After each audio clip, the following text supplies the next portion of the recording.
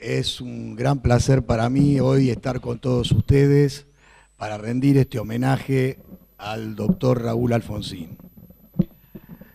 El doctor Raúl Alfonsín significó mucho para todo el país, para la historia de la democracia argentina y marcó fundamentalmente a mi generación. ¿Por qué digo que marcó fundamentalmente a mi generación? Yo tenía 17 años cuando empezaba la dictadura más sangrienta y homicida de que tuvo conocimiento la historia argentina.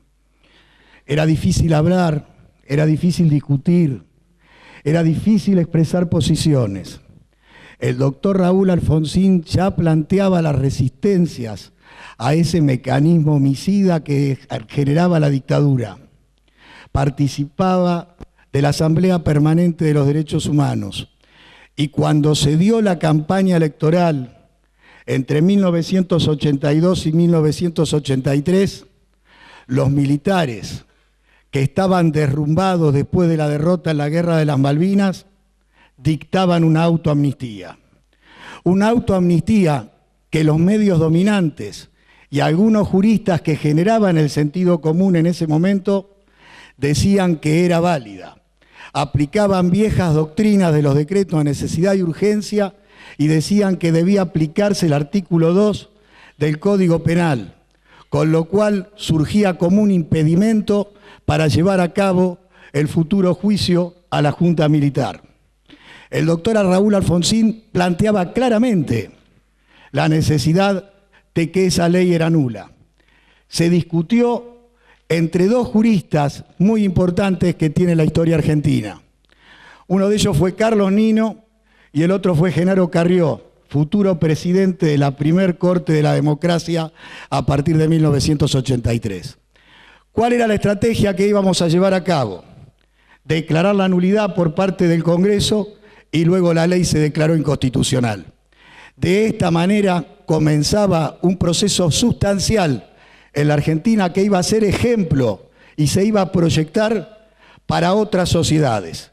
El proceso a la Junta Militar, con una diferencia esencial con Nuremberg. Acá no había fuerza de ocupación. Acá el sistema militar y el sistema de la represión todavía seguía dominado por aquellas mismas personas que habían integrado la dictadura militar. Sin embargo, se creó la CONADEP. Con la CONADEP se averiguó la verdad. Con la reforma del Código de Justicia Militar se pudo obtener la justicia. Es decir, se modificó el proceso judicial de manera tal que muchos juristas también de la época decían que era inconstitucional. ¿Qué importancia tuvo esto? Vino una comisión de juristas norteamericanos, encabezados por Ronald Dworkin, voy a nombrar algunos de ellos nada más, Owen Fitz y Thomas Nagel. Quedaron tan impresionados que luego la traducción del nunca más al inglés fue prologado por Ronald Dworkin, que sabemos es uno de los más grandes filósofos del derecho del siglo XXI y que ha fallecido hace pocos años. Esto también luego se discutió en lo que iba a ser el futuro respecto de la aplicación a los países de la Europa Oriental cuando caía el muro de Berlín.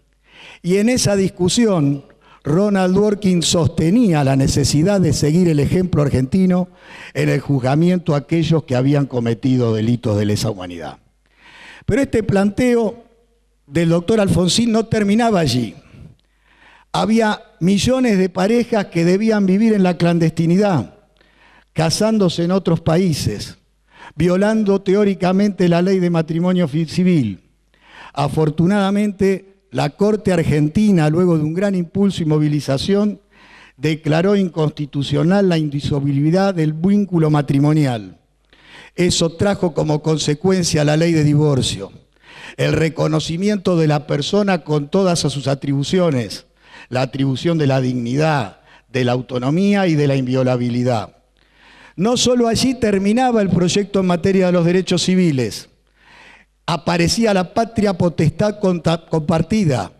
Las mujeres habían sido excluidas de la posibilidad de decidir el destino de sus hijos. Y allí aparece la patria potestad compartida. Desde el punto de vista de los derechos humanos en materia normativa, fueron muchos los objetivos que se cumplieron.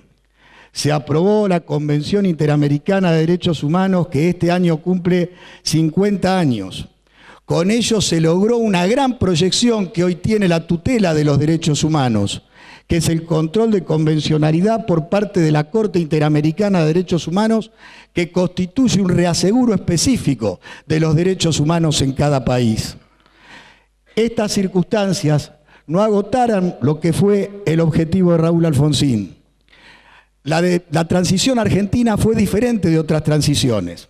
Fue una transición de ruptura, a diferencia de la transición chilena, a diferencia de la transición uruguaya, a diferencia de la transición del Brasil, que fueron transiciones acordadas. Raúl Alfonsín, con el objetivo de lograr el proceso de la democracia en toda América Latina, se reunió con Fidel Castro con el objetivo de que dejara de apoyar al Frente Patriótico Martín Rodríguez en Chile y se presentó frente a Reagan en un famoso discurso donde recordó respecto de la deuda que la democracia no solamente eran derechos y libertades, sino distribución de las riquezas y vida digna. Pero además planteó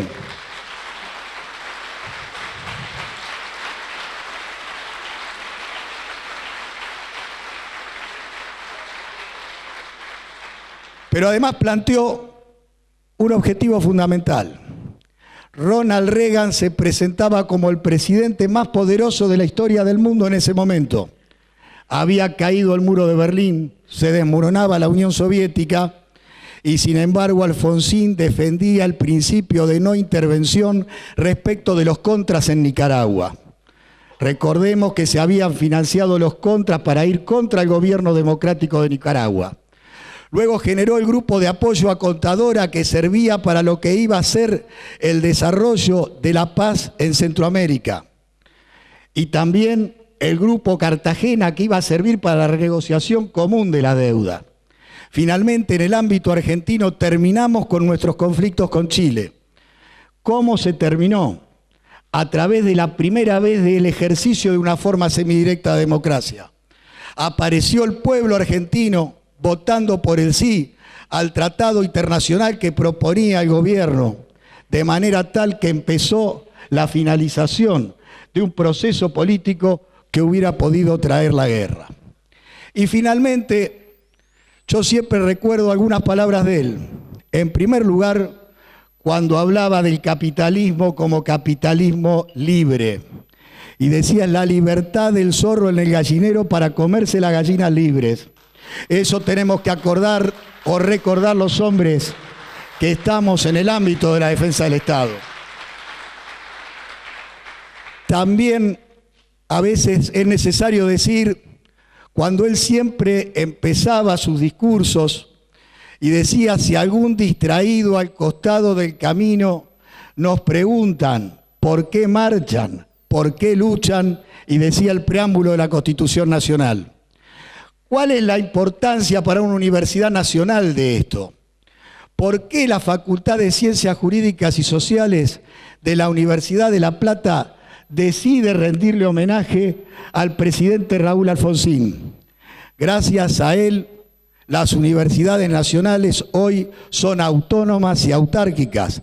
Se produjo el proceso de normalización por parte de la reforma universitaria, pero además logramos estar en el artículo 75, inciso 19 de la Constitución Nacional, lo que permitió que cuando hubo una especie de ataque a la gratuidad de la enseñanza universitaria, pudiéramos llegar a la Corte de la Nación en esta universidad y lograr el fallo Universidad de La Plata, que es un fallo que reconoce las características de autonomía y autarquía de la Universidad Nacional.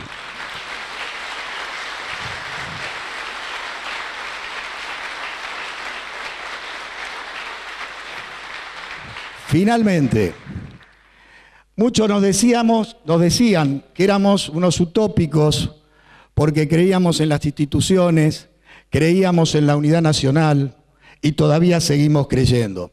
Yo recuerdo que cuando asumió Alfonsín en el Cabildo no cantábamos la canción de la Unión Cívica Radical, cantábamos que el pueblo unido jamás será vencido.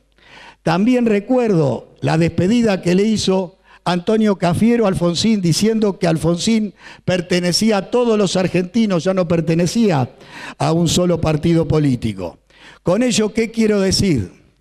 La utopía tiene dos significados en griego. Utopos, no hay lugar, eutopos, un lugar para estar bien, para ser feliz. Para nosotros eso era la utopía, y esa utopía era el camino que señalaba Raúl Alfonsín. Recuerdo ahora un verso pequeño de Eduardo Galeano, porque siempre me produce determinada emoción. ¿Qué es la utopía? Galeano decía, yo doy 2 pasos hacia adelante, ella da 2 pasos hacia atrás y el infinito se corre 10 pasos. Entonces, ¿para qué sirve la utopía? Para caminar. Yo creo que Raúl Alfonsín nos marcó un sendero en el camino que debemos seguir los argentinos, en el respeto por las instituciones, en el disenso común, en vivir en común y desacordar, tener desistimientos permanentes, pero sin embargo creer que las instituciones van a resolver esas discordancias. Muchas gracias.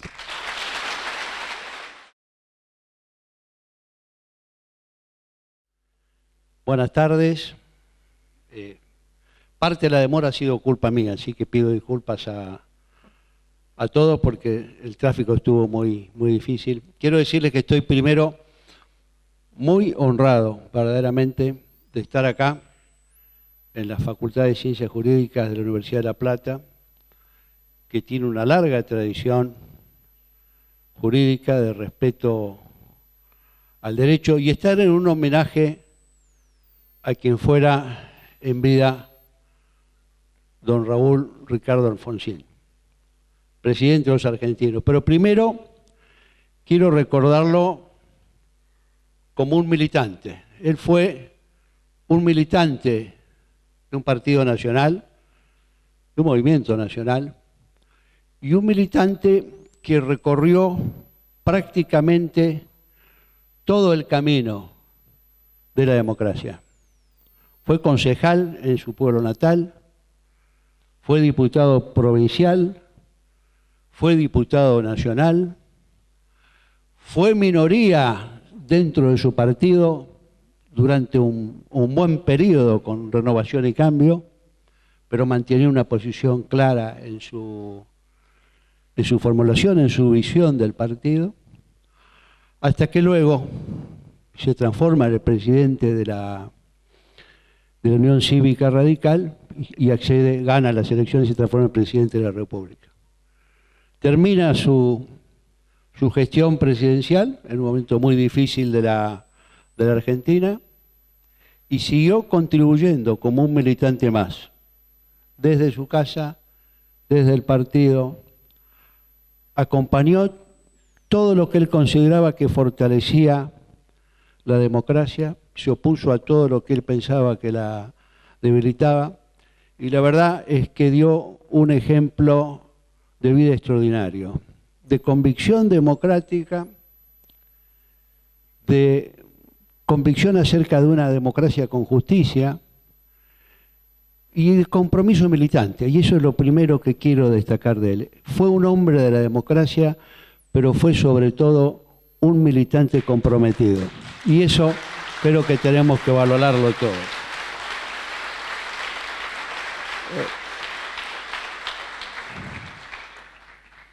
Después está el hombre vinculado a los derechos humanos, que efectivamente a fines del 75, en un periodo sombrío del país, cuando ya se estaba en un declive y se estaba con acciones de terrorismo de Estado y se veía el golpe inminente, él participa de la creación de la Asamblea Permanente de los Derechos Humanos. Es un organismo que aún está, yo me siento honrado de ser parte de él, y la verdad que ahí él mostró también su sensibilidad en un tema que obviamente en ese tiempo y en los años de la dictadura genocida se transformaría en un problema vital, literalmente, para los argentinos. Por eso es que él quizás es el que mejor comprendió qué es lo que tenía que pasar de la dirigencia política cuando luego del derrumbe de los militares se produce la apertura democrática y viene el proceso electoral. La campaña a favor de la vida, luego de tanta muerte, fue un acierto porque efectivamente la sociedad argentina requería del respeto a la vida y eso lo comprendió a gran cabalidad Alfonsín. También requería de conocer la verdad y también requería de luchar por la justicia. Y esto no iba a ser, él lo sabía, un camino fácil, y no fue un camino fácil, como que tuvo, como todos sabemos, marchas y retrocesos. Pero hay cosas muy importantes que hay que destacar. La primera fue la autoamnistía, la nulidad de la autoamnistía, que en mi partido muchos no consideraban, entre ellos el propio candidato. Creo que fue una de las razones del triunfo del radicalismo y del doctor Alfonsín. La Comisión de la Verdad, para conocer la verdad, para poner en blanco sobre negro lo que era solo las denuncias que habían hecho los organismos de familiares y lo que se había podido presentar ante aquella visita histórica de la Comisión Interamericana en septiembre de 1979. La CONADEP sirvió para hacer conocer la verdad y para poner presión en una sociedad que quería el juzgamiento de los militares al que no estaban dispuestos. Y por eso él agotó los medios institucionales. Primero, dejó que efectivamente los militares juzgaran a los militares. Y no lo juzgaron.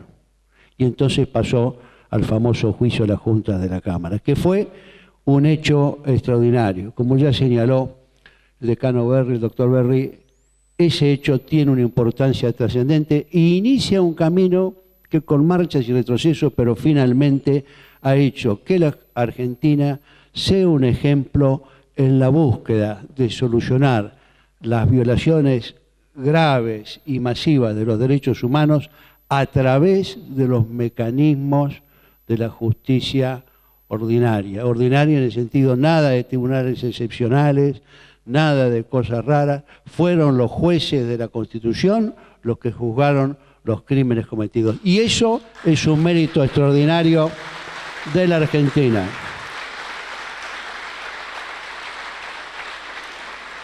Se dirá que ese ha sido un camino muy largo, se dirá muchas cosas, pero lo cierto es que creo que eso es un ejemplo que nosotros como argentinos y como política de Estado a esta altura, salvo minorías que todavía quieren tapar algunos de sus crímenes, es un camino que la sociedad argentina valora de una manera completa. Efectivamente, en el sistema de derechos humanos nos incluyó el gobierno de Alfonsín. Fue él el que firmó y ratificó, hizo ratificar por el Congreso la convención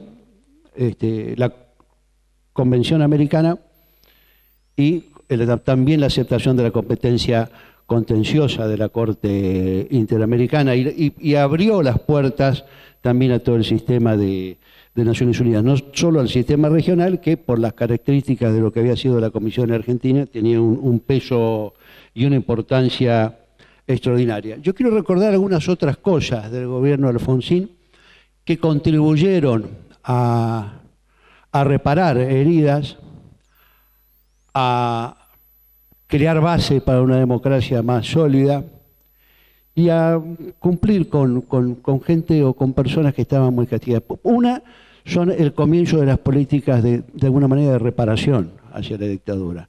La reincorporación de los cesantes en las empresas del Estado, la posibilidad de la consideración jubilatoria para los términos de los que ellos habían sido cesanteados o declarados prescindibles, la reincorporación de funcionarios, por ejemplo, del servicio exterior que habían sido separados y echados por razones políticas, la política que se dio desde el CONICET para facilitar la reincorporación de todos los que habían estado exiliados en la carrera y en el sistema de becas, lo que se llamaba las becas de actualización, que luego dan acceso a las becas de perfeccionamiento, de formación superior, de ingreso a carrera, es decir, una política científica también dedicada a sanear, a juntar, a reparar.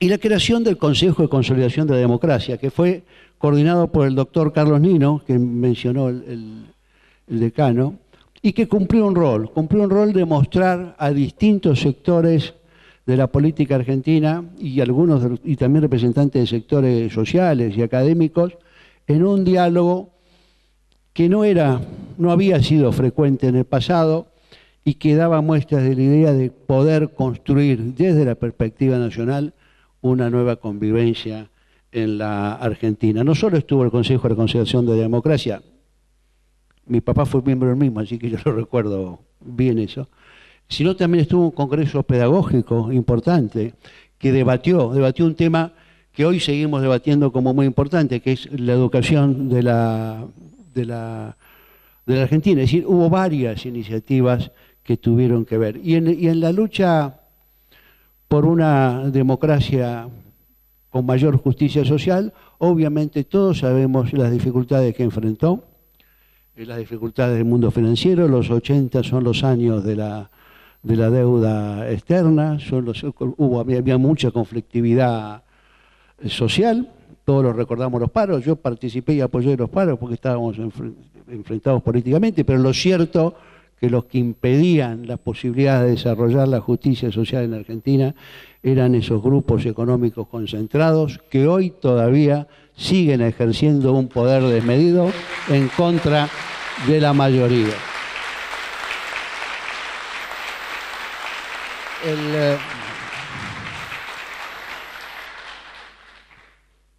Ciertamente cumplió con el divorcio, que era un atraso argentino notable. Quiero referirme a algunas cosas también ahora que está de moda hablar de la reinserción en el mundo, de la reinserción de la Argentina, que es esa sí Argentina que estaba aislada, la Argentina de la dictadura. Y Alfonsín hizo muchas cosas en esa dirección, y todas basadas en consolidar la paz, avanzar en la integración regional, respetar la no injerencia en los asuntos internos y promover el multilateralismo y el derecho internacional. Esas fueron cosas que claramente llevó adelante, como la defensa de la soberanía. En el caso Malvinas, veníamos de la guerra. Y creo que son también temas de política de Estado que debiéramos tomar, pensar y saber que tenemos bases de coincidencias amplias. Obviamente lo primero fue el BIG, el Acuerdo de Paz y Amistad con Chile, que se firma a fines del 85. Si ustedes se acuerdan, el arbitraje no aceptado por la Argentina, el casi conflicto de guerra con Chile, la mediación papal, la actuación del cardenal Semoré y el Acuerdo de Paz y Amistad, y la decisión de Alfonsín de llevarlo incluso a una votación no vinculante, pero claramente de importancia política, que dio un amplio apoyo a aceptar lo que era evidente que había que hacer, que era el fallo, o sea, la mediación de Semoré.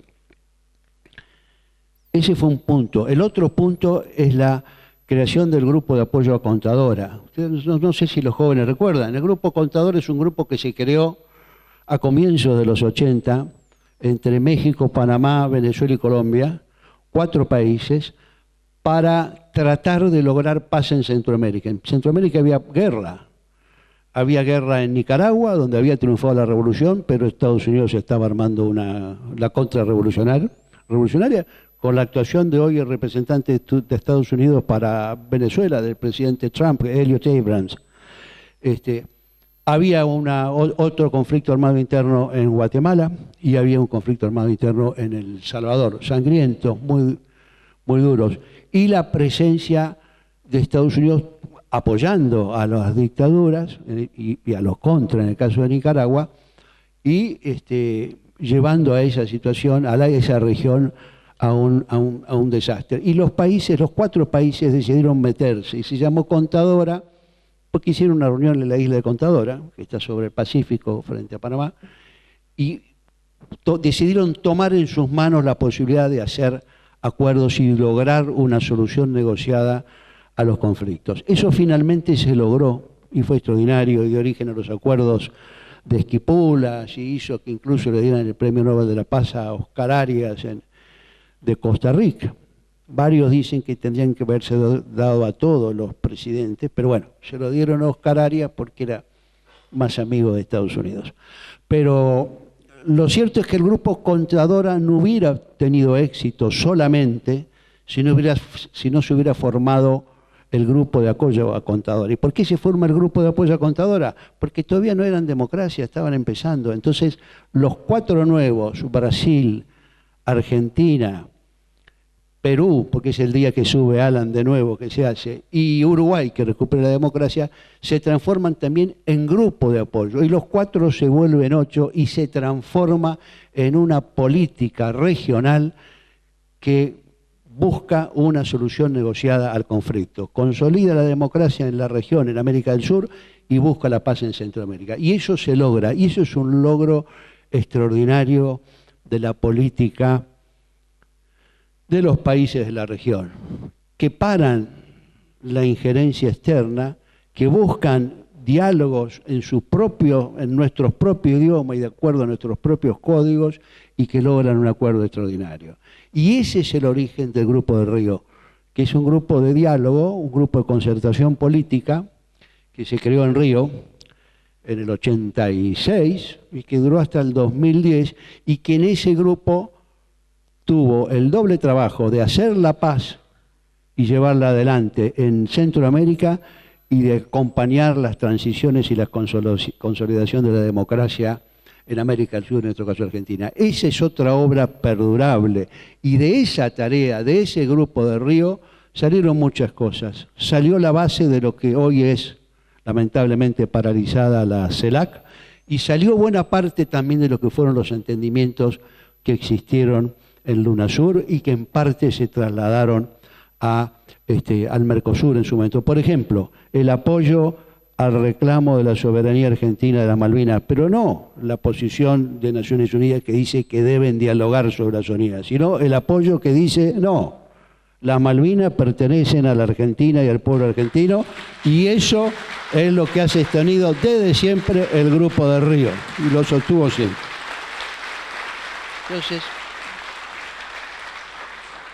hay otro, si así estamos en la política internacional, sigo un poquito más. Y también trabajó en otro tema importante, que fue el desarme. Y eso fue el Grupo de los 6. Los grupos siempre tienen nombre. El Grupo de los 6 estaba constituido por Argentina, por Suecia, que era Olof Palme, por Grecia, que era Andreas Papandreou, el padre de George, el que estuvo hace poco, por Jules Nyerere de Tanzania, y por Indira Gandhi de la India. Y esos 6 países se plantaron frente a las 5 potencias nucleares declaradas y buscaron que se promoviera y se avanzara en una estrategia de desarme.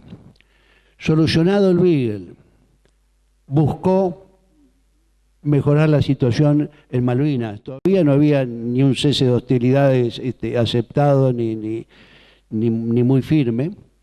Estamos hablando del 84, y se promueve una reunión en Suiza. No teníamos relaciones diplomáticas, no la vamos a tener por varios años más. Y esa reunión de Berna fracasó, no siguió adelante, porque el gobierno del doctor Alfonsín se negó a aceptar que la discusión de la soberanía estuviera excluida de la mesa de negociaciones. Eso no lo aceptó.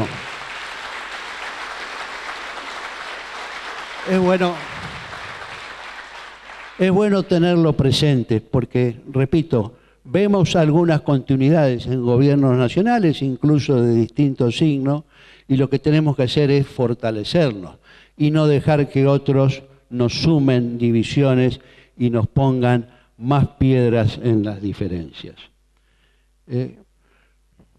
Otro elemento muy importante fue el avance estratégico en la relación con Brasil. La historia de Argentina y Brasil, de Brasil y Argentina, era una historia de competencia, de la época del Tratado de Tordesillas, de la época del avance lusitano y español en la región. No olvidemos que la bella ciudad de Colonia, a la que mucho nos gusta ir de fin de semana, fue fundada en 1680 por Pedro de Lobo, un portugués como un punto portugués, y tuvo que entregarlo a España. Creo que lo entregó en 1713 con la paz de Utrecht, pero se fundó ahí. O sea que siempre ha habido una competencia y todos conocemos la historia, incluso el resultado de la guerra con el Brasil de 1826-1828 y el nacimiento de la República Oriental de Uruguay concebido como un cierto estado tapón. Pero la verdad es que durante mucho tiempo la competencia y la rivalidad existió entre ambos países. No muy lejos, en los años 60, comienzo de los 70, ya el gobierno de Perón del 73 y de Cámpora, eso ya habían cambiado eso, pero hasta casi ahí se llega con el debate fuerte por el tema de las represas, aguas arriba y aguas abajo, qué acuerdos o no había que hacer.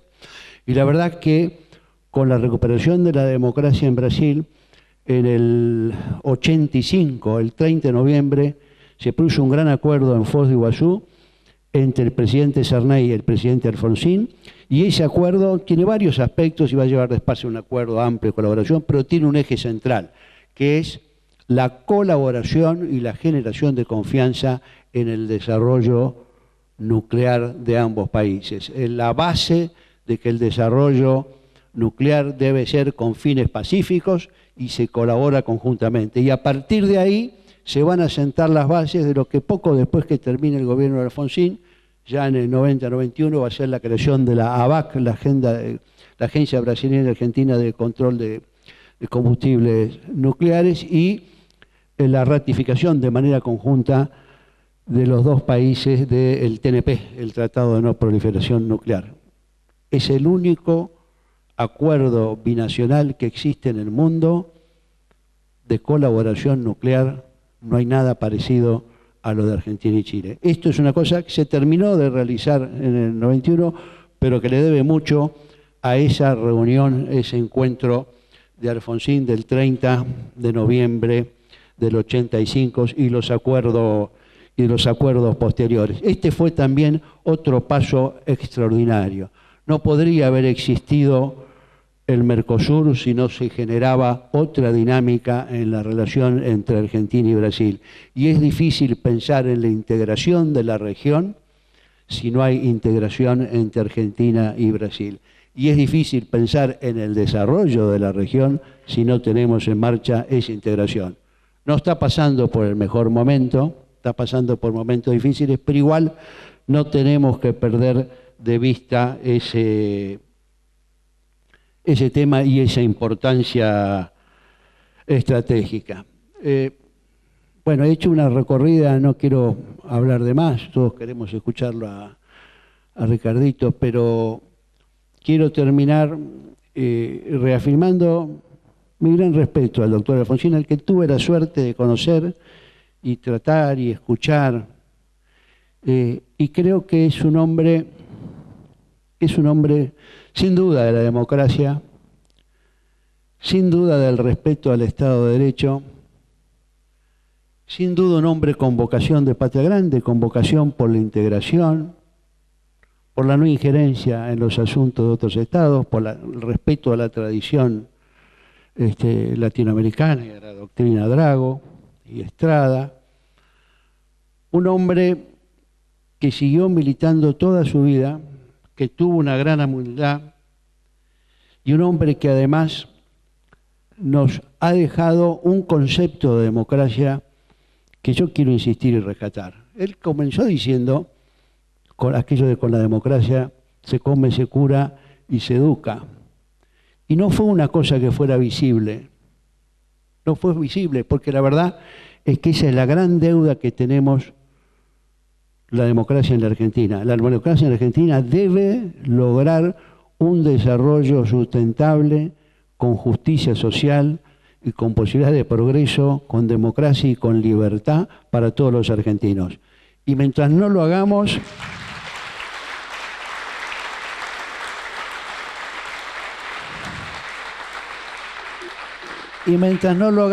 estaremos en deuda ciertamente con los jóvenes y con generaciones futuras, pero en deuda también con todos aquellos que señalaron ese camino y que hicieron esfuerzos en esa dirección. Por eso, el mejor homenaje, me parece a mí, al doctor Alfonsín, a los 10 años de su fallecimiento, yo justo no estaba acá, estaba en el Golfo, íbamos a una reunión del G20 a Londres, que estaba muy dura la crisis internacional.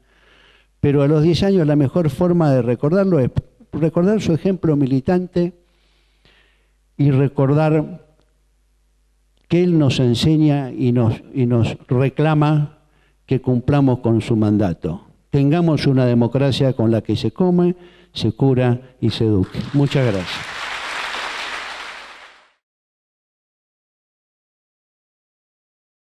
Muchas gracias, estimado Miguel Berry, decano de la Facultad de Ciencias Jurídicas y Sociales. Muchísimas gracias por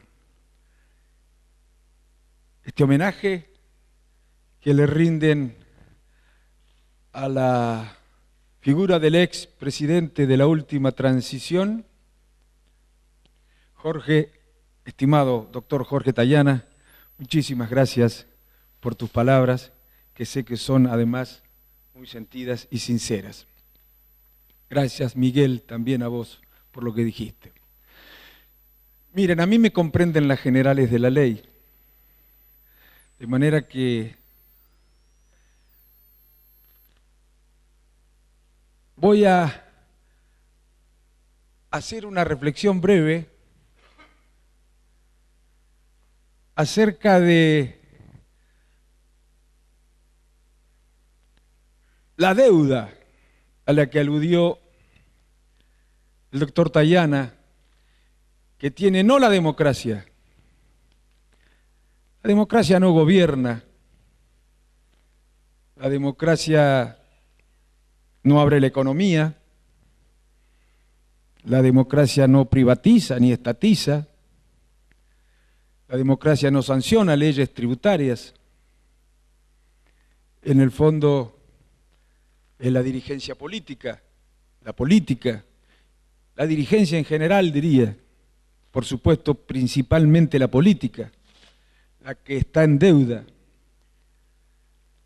con las ilusiones que nos hacíamos en aquellos tiempos. Por supuesto que el principal objetivo era recuperar el derecho del pueblo a elegir a sus gobernantes. Y las libertades que el ejercicio de ese derecho suponen. El principal objetivo era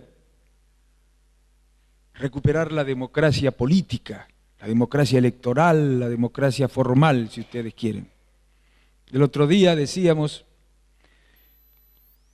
en un homenaje, recordábamos las palabras que Raúl Alfonsín pronunciara ante un conjunto de intelectuales europeos que relativizaban lo que llamaban la democracia formal.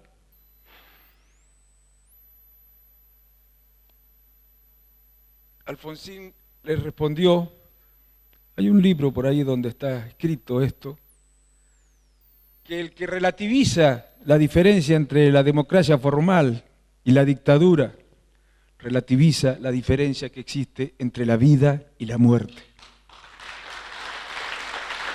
De modo que recuperar el derecho a elegir a los gobernantes, recuperar la democracia política, la democracia formal, era importante en sí mismo y representaba un progreso en términos de respeto a la dignidad del hombre. No solo porque se lo permitía participar en la organización de la sociedad a través de sus representantes, sino porque las libertades que supone la democracia formal hacían que se terminara con las torturas, con las muertes, con los encarcelamientos, con las desapariciones. Era evidentemente un progreso extraordinario en términos de dignidad humana. Pero también es cierto que esa democracia política, que esa democracia electoral, tenía un costado, una dimensión instrumental, si ustedes quieren. No me gusta utilizar estas palabras. ¿Qué quiero decir? Nosotros pensábamos que recuperado para el pueblo el derecho a elegir, podríamos avanzar también hacia la satisfacción de derechos económicos y sociales fundamentales. Pensábamos que recuperado el derecho del pueblo a elegir a sus gobernantes, podríamos avanzar hacia lo que acaba de aludir Jorge, de la democracia política a la democracia social. ¿Qué es esa democracia? Con la que se come, con la que se cura y con la que se educa. Alfonsín decía, algunos tomaban en broma este mandato orientador, digamos, tomaban en broma. Alfonsín decía que si en un país hay gente que no come, no se puede educar o no se puede curar, es un país cuya democracia es renga, incompleta. Eso no se resuelve renunciando a la democracia formal. Se resuelve profundizando la democracia. De manera que yo diría que esa es la deuda que tenemos, la deuda con la democracia social entendida en este sentido. Si ustedes quieren, es la deuda con el desarrollo, que no es lo mismo que el crecimiento. Puede haber crecimiento sin desarrollo.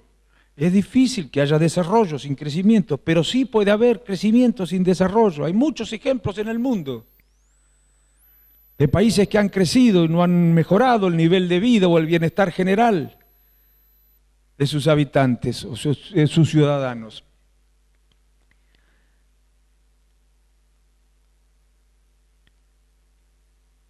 Y ese desafío, reducir esa distancia que existe entre la actual situación y la condición de país desarrollado. Yo sé que puede haber una discusión en este sentido, porque hay una discusión técnica, económica, acerca de qué es el desarrollo, pero les pregunto a ustedes, un país con 35% de pobres, un país con casi el 40% de trabajo negro, un país con educación deficitaria como tiene la Argentina, un país en el que la mitad de los chicos, de los jóvenes no tienen ni trabajo ni estudian, un país con una economía primarizada y con escaso desarrollo científico y social, un país con los niveles de insatisfacción de derechos fundamentales que tiene como el nuestro, no es un país que no ha alcanzado el desarrollo. Bueno, ese es el desafío. Ahora, muy bien, y aquí rescato una idea de Alfonsín y muchos otros políticos que para mi gusto debería reivindicarse más. Por supuesto, Alfonsín era absolutamente consciente, como cualquier político, que la política, que la convivencia social es conflicto. Que para organizar la convivencia hay que tratar de resolver los conflictos que supone la convivencia. Que la política es disenso. Pero Alfonsín también decía que la política es consenso. No todo requiere del consenso, naturalmente. Ahora, lo que decía Alfonsín es que hay problemas que por su complejidad, por las dificultades que existen para resolverlos y por el sufrimiento que causan, requieren del esfuerzo conjunto, requieren del consenso entendido como el acuerdo al que se arriba a partir de concesiones recíprocas, a partir del hecho de que los que se comprometen en el diálogo y en la deliberación acerca de cómo resolver esos problemas ceden un poco. Claro que a todos nos gustaría hacer en todas las ocasiones y con relación a todos los temas todo lo que querríamos hacer y que se pudieran aplicar el 100% de nuestras políticas. Va a ser exactamente lo que creemos que hay que hacer. Porque creemos que tenemos la mejor respuesta, porque creemos que somos los mejor inspirados. porque tenemos los mejores hombres para implementarlas. Pero hay un problema, que la política no es solo cuestión de buenas intenciones, buenas ideas y buenos programas. La política es poder también. Para ser más claro, la política es correlación de fuerzas, relaciones de poder. Yo lamento que no se haya teorizado lo suficiente o analizado suficiente en la teoría política este concepto tan importante en política, el de la correlación de fuerzas. Miren, recién Jorge hablaba de la diferencia que existía entre la propuesta de la Unión Cívica Radical y la del justicialismo en la década del 80 con relación a la ley de autoamnistía. Miren, por supuesto nosotros proponíamos la derogación de la ley de autoamnistía. El justicialismo no, pero no fue, y sinceramente lo digo, no era una renuncia o una claudicación. Esa posición tenía que ver con el hecho, y muchos en el partido sostenían lo mismo, de que creían que no estaba dada la correlación de fuerzas como para avanzar en el juicio a los militares, porque pensaban que si lo hacíamos, podían volver las interrupciones institucionales y vuelta otra vez con la violación de los derechos humanos.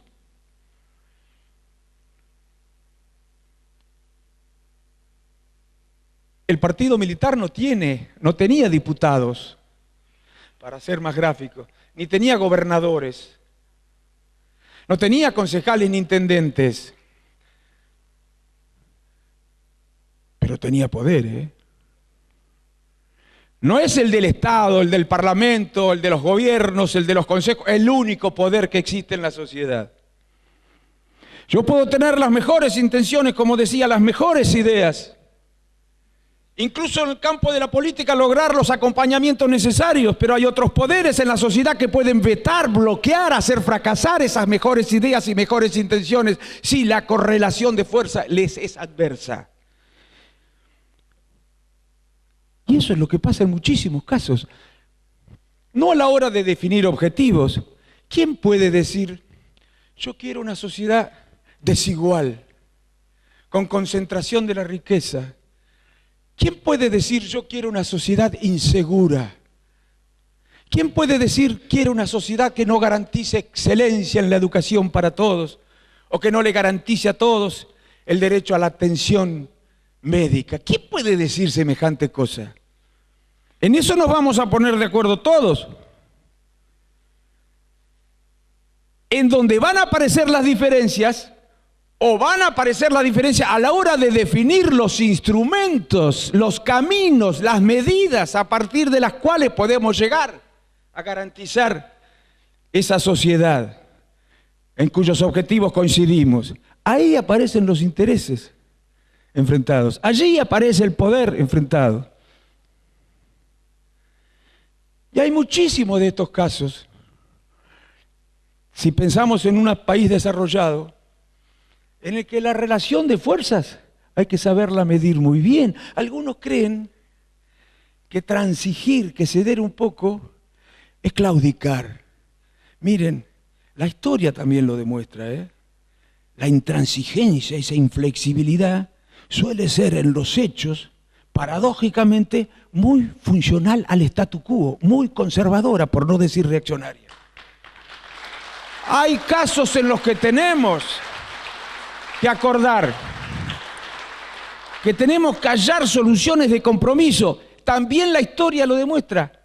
La política ha dado lo mejor de sí misma cuando llegó a acuerdos. Cuando hubo que enfrentar problemas complejos, reitero, no se trata de que nos atribuyan porque decimos estas cosas de que caemos en eso que llaman la ilusión del consenso, no hay conflictos, no hay diferencia, todos piensan igual y nos podemos poner de acuerdo. No es así. Por supuesto que hay diferencias.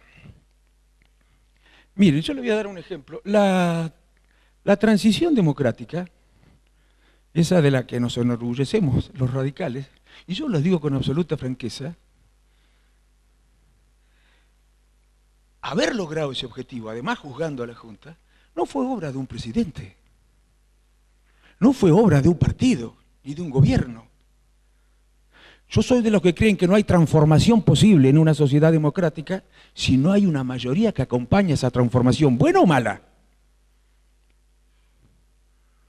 Hubiera sido imposible lograr el objetivo principal de aquella transición sin el acompañamiento de la inmensa mayoría de los argentinos y del conjunto de la fuerza política del país. Todas, con sus más y sus menos. Nosotros también, nuestros adversarios ocasionales también, otros actores importantes de la sociedad civil también, todos con sus más y sus menos, pero fuimos capaces de hacer lo que hacía mucho tiempo que no éramos capaces de hacer: terminar definitivamente con las dictaduras. Y esas sí que eran herencias, muchachos. Esas sí que eran herencias. ¿Saben a cuánto llegaba la inflación heredada por Raúl Alfonsín? Anual. Algunos radicales a veces nos olvidamos de esto, ¿no? Y somos menos indulgentes con nosotros mismos por estos olvidos. Al 700% anual. 700% anual. ¿Saben a cuánto llegaba el déficit? Puede ser que me equivoque en algún número, pero no es relevante el error. ¿Saben a cuánto llegaba el déficit fiscal? En términos de PBI, a 16 puntos del PBI. ¿Saben cuánto valían los productos primarios, esos que permiten crecer y recuperar la economía argentina después de momentos difíciles y que afectan tanto a los términos de intercambio nuestros? Nada valían al lado de lo que valen hoy. Y otros países, como también el mundo estaba en crisis, no nos compraban y además vendían en terceros países, subsidiando sus productos a precios inferiores a los nuestros, que eran de mucha mejor calidad. ¿Saben a cuánto alcanzaba la deuda externa? Creo que estaba cerca del 70, el 80% del PBI. Comparemos, ¿no? Si alguno se acuerda de los indicadores del 2015, que hasta radicales decían que eran los peores, los que configuraban la peor herencia de la historia argentina. ¿Saben a cuánto llegaba la tasa de interés que afectaba la deuda externa argentina? Chicos, hoy está cara, creo que debe estar al 2,13, a nosotros nos penalizan por las dificultades que tenemos. Bueno, en aquel tiempo también nos penalizaban, porque además estábamos en cesación de pagos. Habíamos dejado de pagar la deuda, porque habíamos ido a la guerra con Malvinas y una de las decisiones del gobierno militar era dejar de pagar la deuda externa. ¿Saben a qué nivel llegaban los intereses? En algunos momentos llegaron cerca del 20% anual los intereses sobre la deuda externa. 250 millones de dólares eran las reservas. No había plata para pagar el tercer sueldo, tercer mes, decían los hombres que tenían que hacerse cargo de la gestión en ese momento. En ese contexto era mucho más difícil, no solamente la amenaza militar amenazaba las instituciones, el contexto económico, la imposibilidad de dar respuesta a las demandas postergadas durante la dictadura también era una amenaza. Y yo quiero rescatarlo a Antonio Cafiero. Sinceramente, porque jugó no solamente cuando fue al balcón, y cuando convenció a sus propios compañeros de la necesidad de ser solidarios no con el presidente, sino con el sistema democrático de los argentinos, sino en muchos momentos en los que hubo que tratar decisiones complejas, fue responsable y actuó con conciencia de la crisis sin pensar en los costos políticos que seguramente pagaría. Un día dijo Alfonsín que por ser tan responsable, actuar con tanta solidaridad con la democracia, nos perdimos un gran presidente. Por Antonio Cafiero lo dice. ¿Sabrán a qué me refiero? No quiero... Bueno.